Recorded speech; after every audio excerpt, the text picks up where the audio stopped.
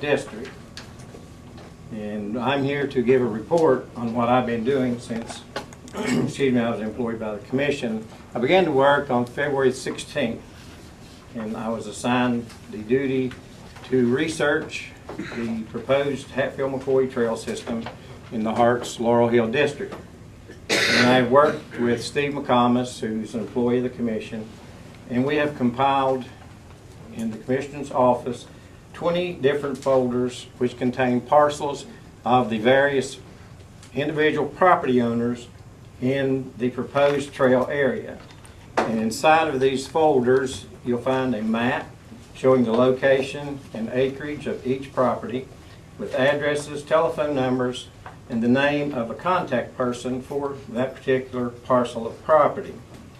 And this information was obtained using the tax maps and information from the assessor's office. And I have been on the telephone days after days. I work part-time, usually 3 hours in the morning, a couple of days a week.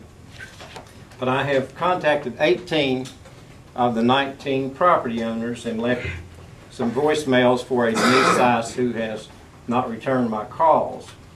And in doing so, and after contacting the people and having discussions with them, we have sent to them via mail an agreement prepared by the Hatfield-McCoy Trail System, which they are seeking permission to walk upon the properties and use a GPS navigational system to obtain global satellite bearings so that they can map out a trail system.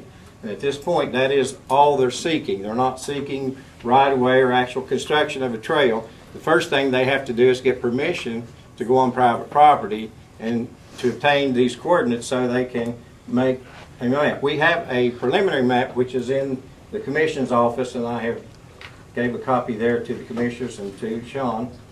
And we reviewed this agreement with prosecutor Jack Stevens to verify that it was a good agreement before we sent it out, and he approved it.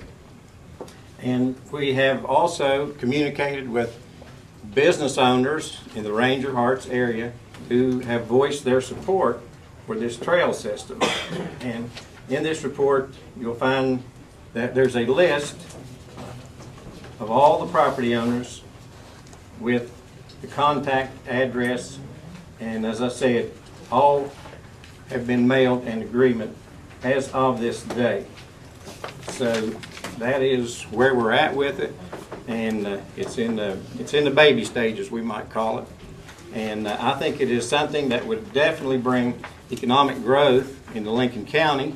I think it would bring jobs, it would bring development, and it would bring business. And that is why I agreed to take this from the commissioners and to work on it. I've been retired for 3.5 years, and I have the best boss I ever had in my life. So I agreed to do that as a favor to these commissioners. And believe you me, I was approached, I think it was as far back as September of last year, and finally in mid-February I agreed to come over here and take on this project. Well, we agree that it is a potential matter for development or economic growth. Dr. Bates is on that committee and represent Lincoln County, and if you've got anything to add to it or not. You know, just that the area in the Sand Creek area, they mapped, preliminary mapped already, which was about, I think, 43 miles. About 47. And you know, we like to see systems somewhere around 100 miles if we can. The system, I think, maybe just be 80 miles. Originally was 80 miles, but you want a system big enough that people can enjoy several different trails on it. We've also are working on the East Lynn system, which we're trying to get approval through the Corps of Engineers over there as far as that system and things of that nature, and that's holding that up a little bit. That's why I really felt we could get the landowners on board with this thing. We can move faster than the Wayne County system, because we could, and that's the plan that we were on long is to develop our system in the Wayne County system, because they came into the into the group of counties late as far as we were one of the original counties and one of the only ones that doesn't have a trail system. So I think we do have a higher priority with them with that. And I appreciate the work you've been doing on this. You have to start making these contacts and finding out, who's for it, who's against it, who understands what it is, who doesn't understand what it is, and things of that nature. And, we just need to keep working toward it and try to get a hold of some of these people and ask if they can help us. Because what they're doing in helping putting this trail system in really helps all the people in this county because of the economic impact that it has. It'll create jobs, it'll create different things people can do that'll bring people into the county and more likely keep them here. So I think we've seen this in the other counties. We have a trail system and we have approximately 2 million hits on our site yearly on our website. So we bring people in from all over the nation. So it'll be really good for us since we're doing what we can do down in town. Anything comes up, Ferris, you need us, let us know. All right, thank you. Thank you very much, Ferris. Next thing on the agenda is Sam McComas. 12 of Sam. Thank you. Gentlemen, it's really a no-brainer here at the suggestion of my surveyor, Danny Porter, who recently did some work for me down on the McComas Dairy Road, or the Dairy Road. And this is a copy of a deed which was drawn up between the county court, county commission, and my great-grandfather and great-great-grandfather concerning construction of a bypass, if you will, from Madison Creek over to what we now know as the Dairy Road. To my knowledge, such a road never existed. And I pointed that out to the surveyor.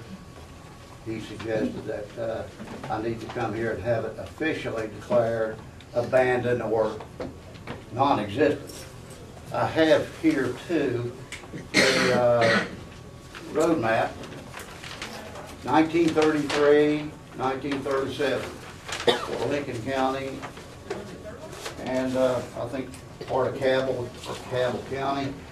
If you'll look in the West Tamlin area, you will not see any kind of indication that there is a bypass or another road coming off that Dairy Road to Madison Creek. If you need further clarification, I've got a tote map and a survey here. This survey probably makes it easier to understand.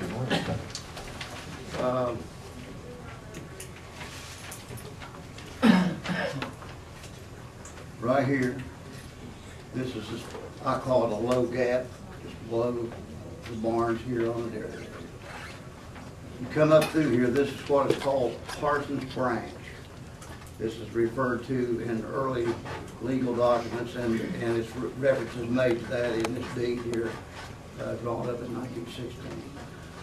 Well, to my knowledge, there might have been a few shovels used on that roadway up through there, but it was never with asphalt or anything for a highway.